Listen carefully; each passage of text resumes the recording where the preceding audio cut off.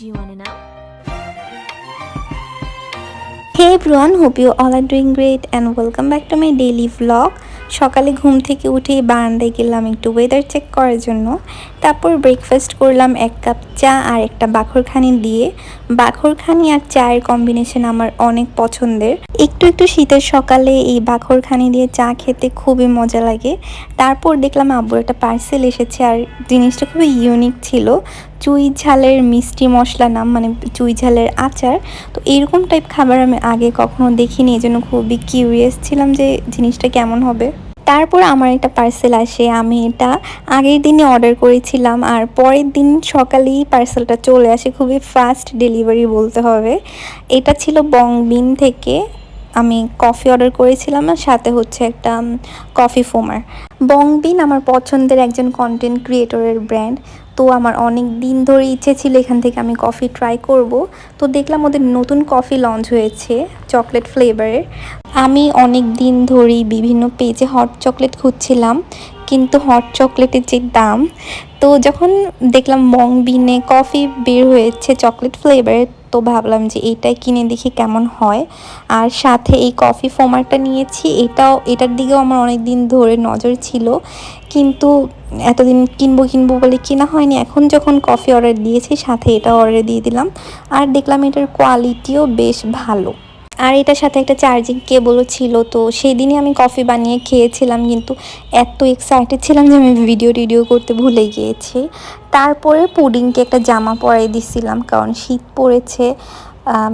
এই জামাটা হচ্ছে আমার ছোট্ট একটা কাজিনের ছিল, কাজিন যখন ছোট্ট ছিল তখন এনেছিলাম পুডিংকেই পরানোর জন্য, কিন্তু ও তেমন একটা জামা কাপড় পরতে চায় না। যাই হোক, এরপর এটা হচ্ছে সন্ধ্যায় আমি আমার জন্য কফি বানাচ্ছিলাম। এটা হচ্ছে নেসক্যাফের হ্যাজেলনাট লাটে। আমি এটা ফার্স্ট টাইমের মতো ট্রাই করছি, অ্যান্ড হ্যাজেলনাট ফ্লেভার আমার এমনি অনেক পছন্দের, কিন্তু আমি এখানে একটু বেশি পানি দিয়ে দিয়েছিলাম। আসলে এই কাপটা হচ্ছে একটু বেশি বড়, তো আমি মেজারমেন্টটা বুঝতে পারি না।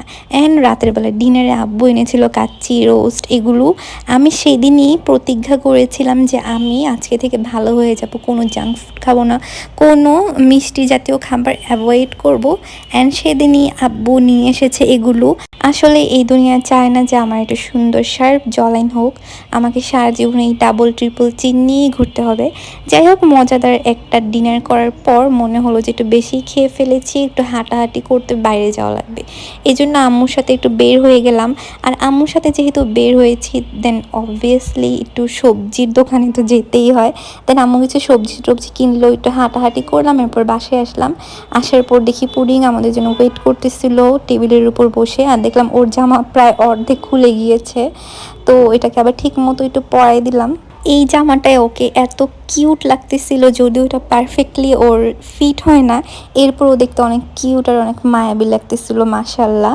এরপর এটা হচ্ছে অন্য একটা দিন, 2-3 দিন পরে মনে হয়, সকালবেলা একটু রুম থেকে বের হয়েছিলাম। দেন ফেরত এসে দেখি বিড়ালগুলো কাণ্ড ঘটিয়ে রেখেছে, যে এবার এই গাছের উপর উঠে গাছের একদম যা তা অবস্থা, পাতা টাতা ছিঁড়ে কামড়িয়ে একদম বাজে অবস্থা করে ফেলেছে। তারপর ওদেরকে একটু বকাঝকা করলাম। দেন অনেক ব্যাকগ্রাউন্ড নয়েজ আসতেছে, কারণ আমি আজকে আমার রুমে বসে ভয়েস ওভার দিচ্ছি, আর আমার রুম থেকে অনেক বেশি গাড়ির আওয়াজ শোনা যায়। যাই হোক, এরপর একটা ভিডিও বানালাম ইনস্টাগ্রামে পোস্ট করার জন্য। তারপরে সন্ধ্যায় আমার আরেকটা পার্সেল আসে, এটা ছিল একটা পিয়ার এক্সোটিক লিফ পেজ থেকে।